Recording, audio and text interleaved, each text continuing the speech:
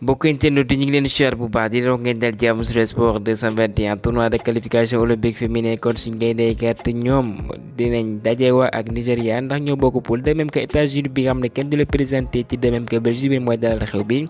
dinañ ko amal 8 ak 11 février 2024 waaye poule bu metti la nag waaye ñu encouragé leen bu baax bi di Séville ñoom ñi ngi relancé seen poule ci Europa League bi ñu daan Rennes ñaari bal ci benn jàpp leen Assane Diao dugalati na moom mi nga xam ne ñetti match yi njëkk a jogante en tant que professionnel dugal na ci 3 buts à cette allure. Il sera convoqué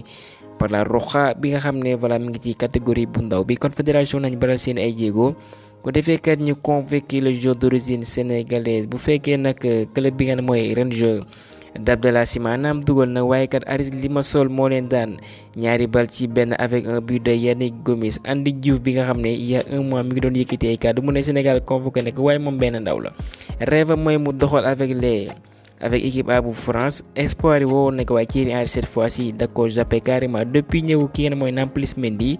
voilà moom kat mi ngi ci banc bi vraiment il va lire l'heure comme ni koy waxee en français. Liverpool assuré na premier place am ci pour ñaari match ñaari victoire bon kon ñoom kat ñooy daan Union Saint-Gilloise ñaari bal ci dara ek nag beauté du football ndax ñaari frères yi muy Mac Allister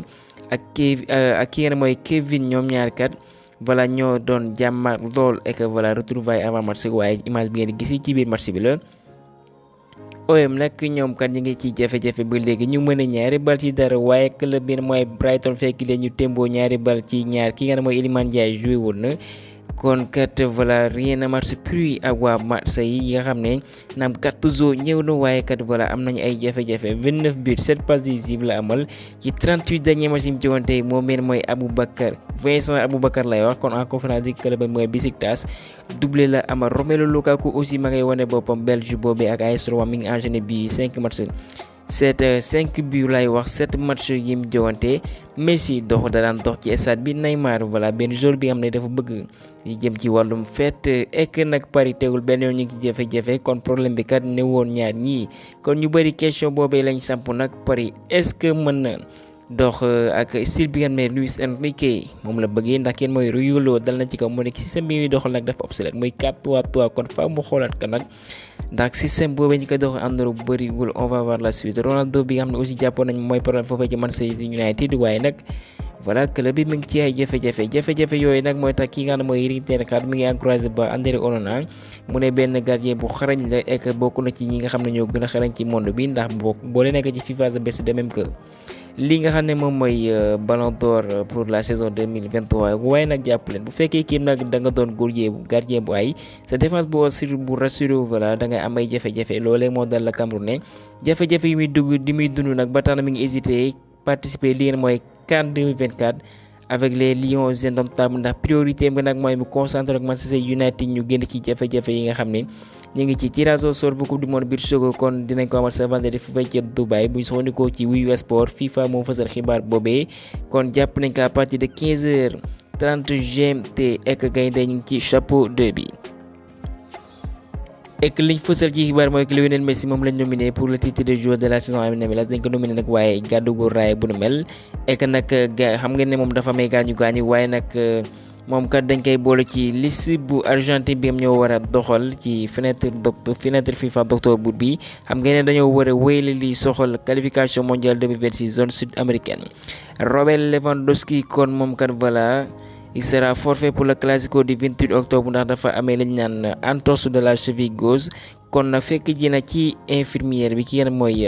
Frenkie de Jong Rafinha wala boog Pedri waaye Pedri du yàgg dara mën nañu war ci jogante yéeli nga ak moom nag ci série de 5 matchs sans marquer en Ligue des Champions loolee dafay wane ne voilà nit dong la. 5 nominés pour le prix du meilleur entraîneur en Premier League mois de septembre kon fësal nañ ko Mikel Arteta d'Arsenal Unai Emery Aston Villa Howard de Newcastle Jurgen Klopp Liverpool ak ki ka gàddoon ci mois bi ñu génne ni muy AS